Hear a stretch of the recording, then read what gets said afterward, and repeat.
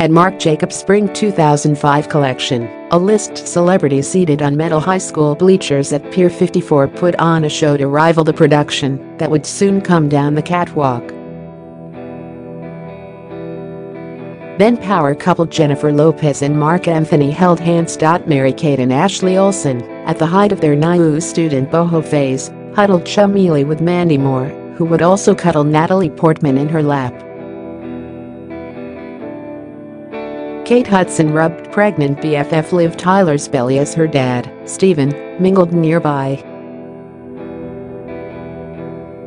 The scene last February at Philip Lyons' show at the New York Public Library was a distinct contrast. It was arguably the season's most buzzed-about spectacle, but the front row wasn't exactly spectacular. A garishly dressed Madonna sat coolly next to Kylie Jenner and Tyga, not far from Tiffany Trump and rapper Fat Joe. It was totally different back in the day, says Louise Rowe, a social media influencer who has been going to Fashion Week for years. Catwalk front rows were once a place for A-list celebs to unself-consciously mix and mingle, while taking in designs from a label they genuinely liked. Then the top seats became highly orchestrated corporate affairs, overrun with social media stars and reality TV mainstays desperate for fame, and, often, getting paid tens of thousands of dollars to be there. This season, some designers are saying enough with the catwalk-side circus and shifting the spotlight back to the runway. It's not about inviting a crazy amount of wacky celebrities, says a publicist for a major label. Our focus has been on editors, buyers, and friends of the brand. Even designers known for spending millions on extravagant productions say they refuse to pay for appearances.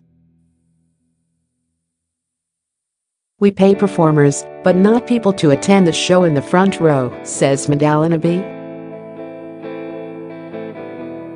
Tedeschi, global public relations manager for Philip Line, who had Nicki Minaj perform at his show in September and sit in his front row before she took the stage. Agents often ask for a fee or hair and makeup, but we decline. When it comes to paying big to pack the house with star wattage, insiders say it's just not worth it. I don't think there is a return on investment anymore, says a veteran publicist who oversaw fashion show production for household name designers for over a decade. That's a marked difference from industry trends in recent years. In 2011, front row casting ballooned into a big business.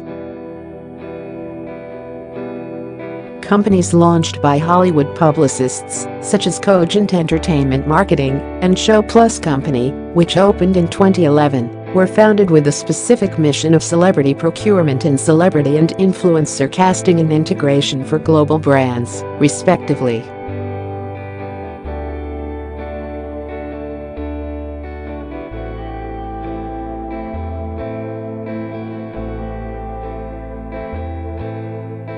The same celebrities' agents or PR people send out an email at the beginning of the month.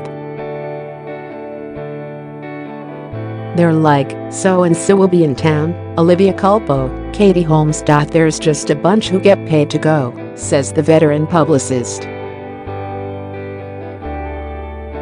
And it's not just to the loser fashion shows. I've heard Calvin Klein and Michael Kors pay. Reps for Holmes, Culpo, Michael Kors and Calvin Klein all did not respond to requests for comment. Rihanna reportedly made nearly $100,000 for attending Karl Lagerfeld's fall 2012 show in Paris, while Beyoncé is said to have commanded similar sums. Meanwhile, D-list celebrities will net a few grand, although they can rack up cash by attending multiple shows.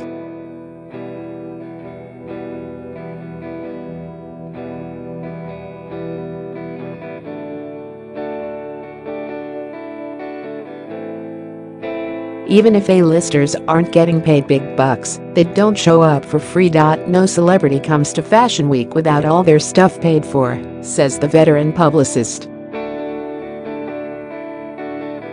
Sometimes they get one designer to pay for their flight, one to pay for their hotel, and then another to pay for their car service all around the city. They all kind of split it up. But in recent years, with fashion house budgets shrinking and consumers turning to social media stars for style inspiration, it's become clear that packing front rows with bold-facers isn't sustainable. Says Alice Ryan, former public relations director at Oscar de la Renta, that formula failed. The orchestrated photo ops didn't convince consumers. Everybody knows what a front row looks like when it's been cast and paid for, Ryan says.